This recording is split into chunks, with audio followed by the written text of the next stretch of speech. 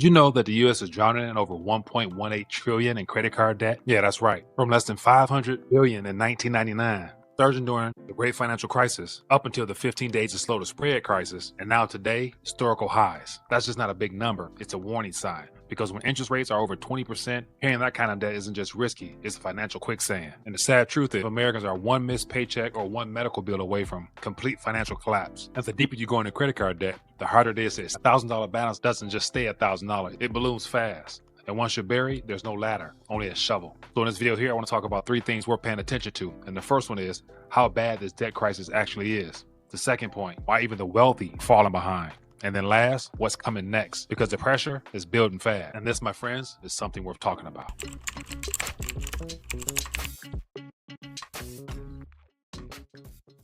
All right, so I want to take a minute, share my thoughts in reference to the credit and debt cycle that we're in and how things are spiraling out of control a lot faster than people even realize. So as I mentioned, I'm going to talk about 3 primary things worth keeping your eyes on. But more importantly, the goal is not to scare you or just more so keep you up to date and informed as to what the real state of the economy is, despite what we're being told from the mainstream talking heads, and especially this current administration who loves to talk about how hunky-dory things are. But we all know that's not the case. So if you guys want to hear more of these little quick takes, definitely hit that thumbs up button. Drop a comment down below. Let me know your thoughts on this, as well as your perspective on this. And if you're new, make sure you subscribe, hit that bell notification, check mark wherever you're watching from, so you stay plugged in when I put out one of these quick takes.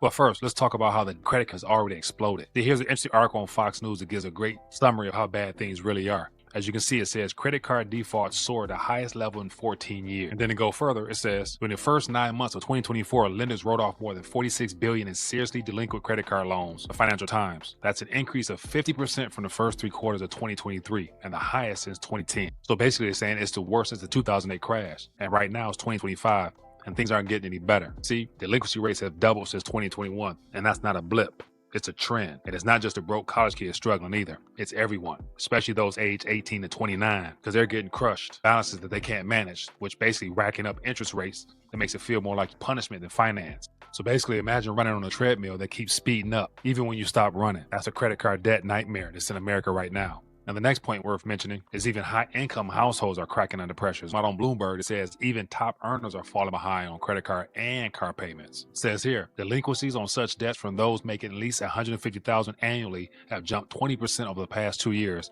faster for the middle and lower income borrowers, according to VantageScore. So literally, you can see here, U.S. delinquencies jump for upper income borrowers. For those that are above $150,000, you got the auto loan in black at 18%, and the credit card past due is 18.3%. And to me, that's a clear example of people living beyond their means, or, as the old motto say, those just trying to keep up with the Joneses, where their entire lives are based upon borrowing. And unfortunately, the bill must come due at some point. So the question is, why is it such a disparity between those who have $150,000 or more compared to those who don't?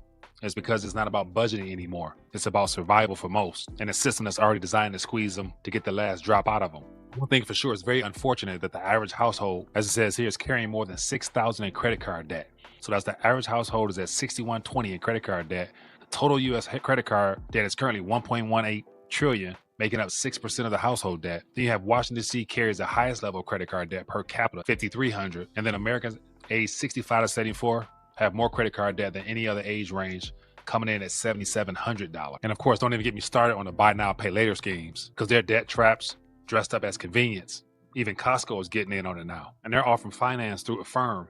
So think about this, even Costco now is getting in on the debt game. So your bulk of peanut butter that you love to get is now going to be a lender on top of everything else in your cart. And last, let's not forget about the idea that this economic pressure everybody's experienced is like a cooker that stands a chance of blowing well beyond what we even know. And let's not forget that we're about 2 weeks away from this trade war between U.S. and China really escalating. So if no deal is struck, both sides will be forced to slap more tariffs on each other. And as of now, it's set to really escalate around August 12th or so. More potential inflation along with more stress. Meanwhile, 83% of Americans say they're experiencing stressflation, which basically means financial stress driven by inflation, layoffs, and the fear that things are only going to get worse.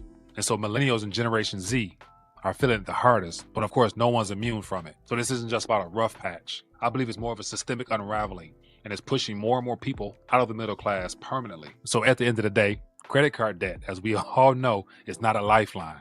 It's a trap. And with everything going on right now, the rising cost of living, unstable job market, and looming tensions that's happening around the world geopolitically especially, you can't afford to ignore any of this information. And so ultimately, the ideal thing is to try to get as lean as you can right now. Try to focus on self-control and discipline, and being able to cut back on some things that you absolutely do not need. And definitely don't go charging stuff that you don't need. And stop relying on short-term fixes that actually don't solve problems, that only makes it worse down the line. See, because our government can kick the can down the road for as long as they want, because our government can run deficits for as long as they want, because they know they're not paying nobody back. But the average household on the other end, as I just mentioned, there's more than enough people just behind on debt and set to lose everything that they thought they owned. So definitely this is a wake-up call for a lot of people to consider that even though you may be doing good, your next door neighbor may be hurting. And so the last thing I'm sure you would want is for your neighbors next to you and a couple houses over or across the street or in your whole community to be under a lot of pressure and begin to feel the pinch that the rest of the world is feeling. Because what usually happens when people get desperate, they tend to do things that they regret at the end of the day. And that also puts a lot of people in danger. So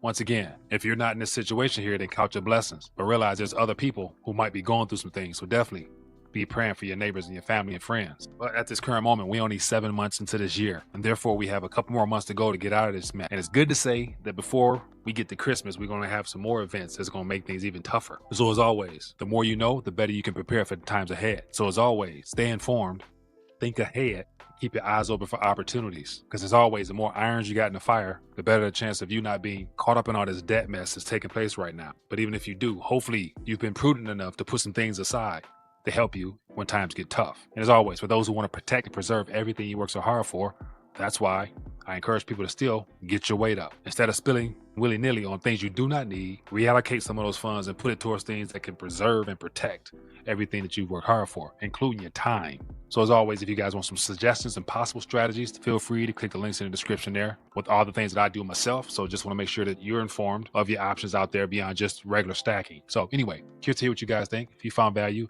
hit that thumbs up. Drop a comment. Curious to hear what you thought. Feel free to add to it in the comment section so others can read. Like, subscribe, and share. I'll catch you guys later. Peace.